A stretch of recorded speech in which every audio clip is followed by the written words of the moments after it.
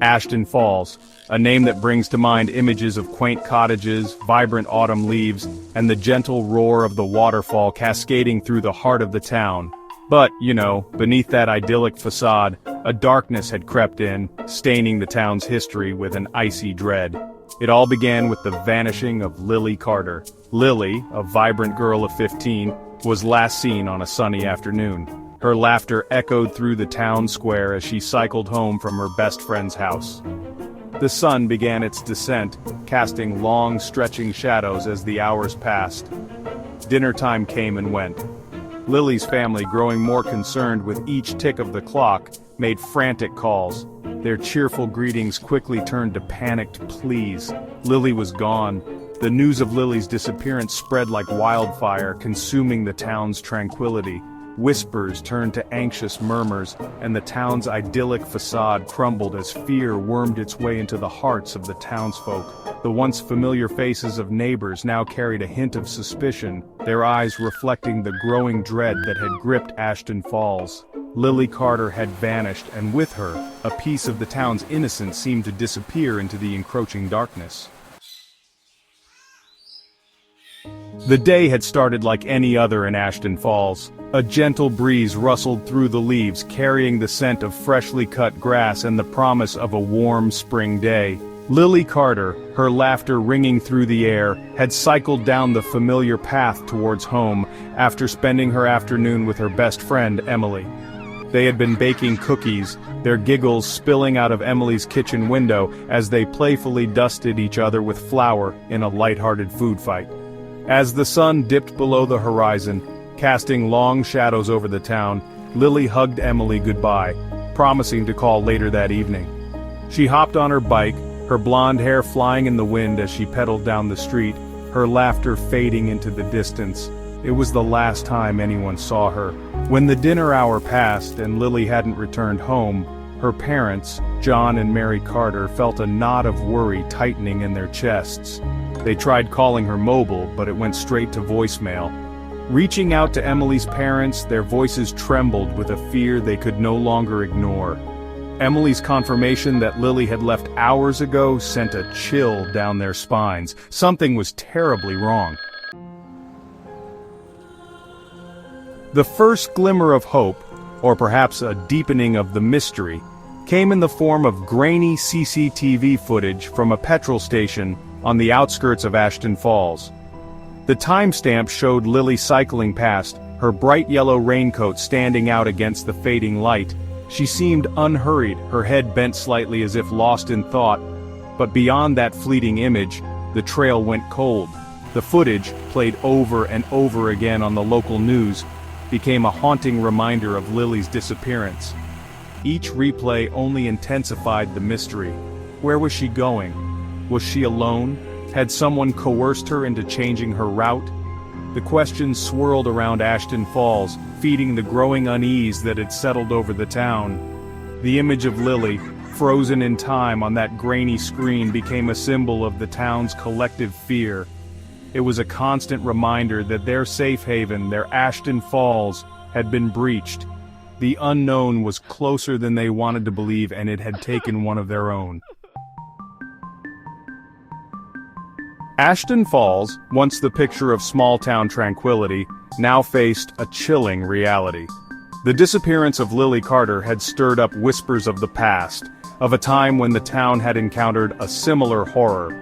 20 years ago, a young woman named Jessica Miller had vanished without a trace, leaving an indelible scar on the town's psyche.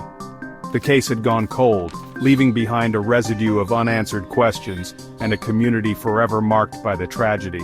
The recent discovery of skeletal remains in a wooded area just beyond Ashton Falls sent shockwaves through the community.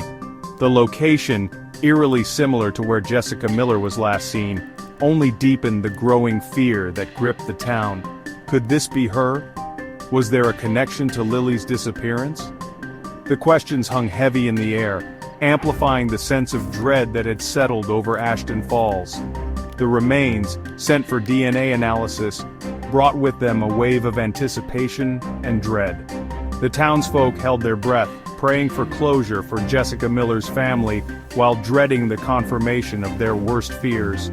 The possibility of a connection to Lily's case added another layer of complexity, turning Ashton Falls into a breeding ground for speculation and fear. The past, it seemed, had come back to haunt them.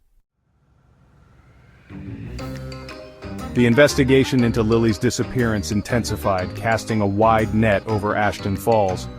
Every resident, it seemed, was under scrutiny.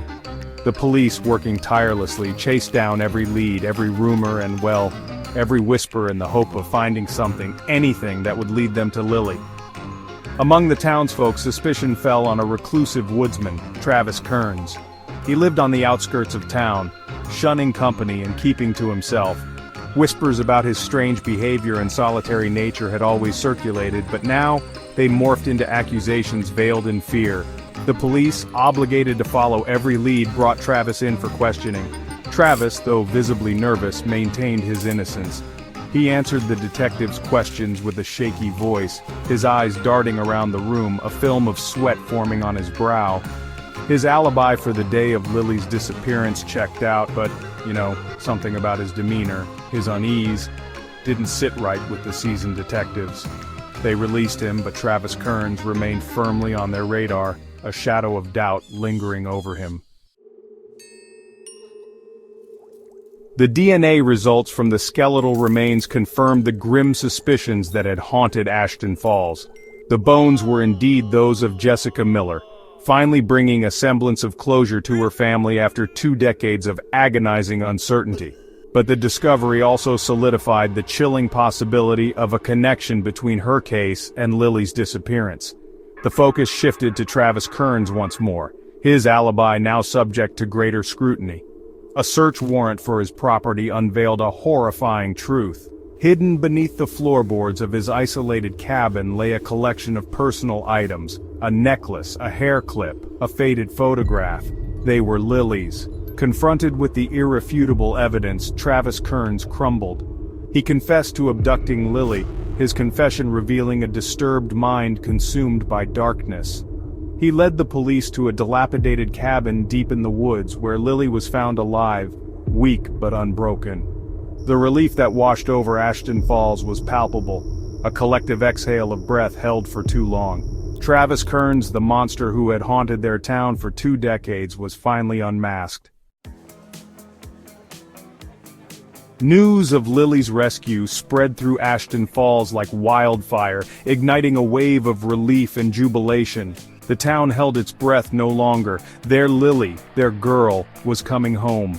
The air crackled with anticipation as the community gathered, their faces etched with a mixture of anxiety and elation, eagerly awaiting her return. When Lily finally emerged from the ambulance, her face pale but her spirit unbroken, a collective cheer erupted from the crowd.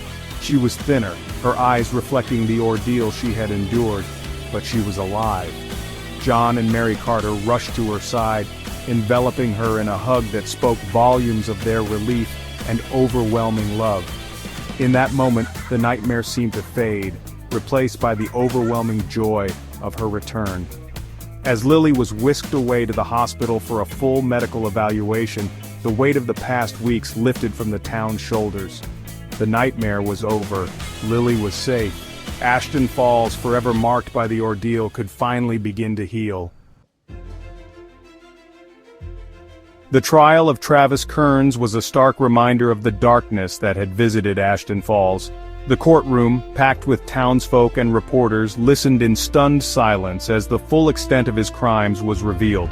The judge, her voice resolute, sentenced him to life in prison, ensuring that he would never again terrorize another innocent soul.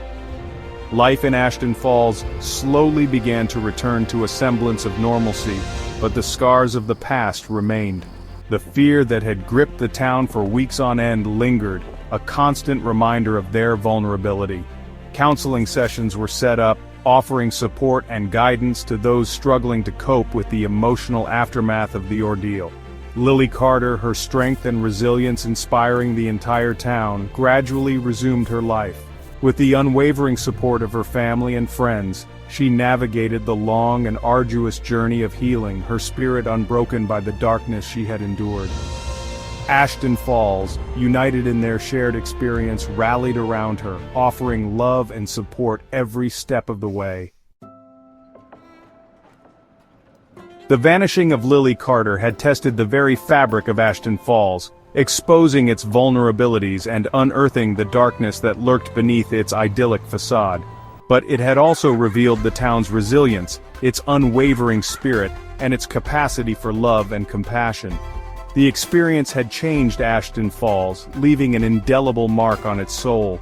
The townsfolk, once accustomed to a life untouched by such horrors, now carried a newfound awareness, a vigilance born from tragedy.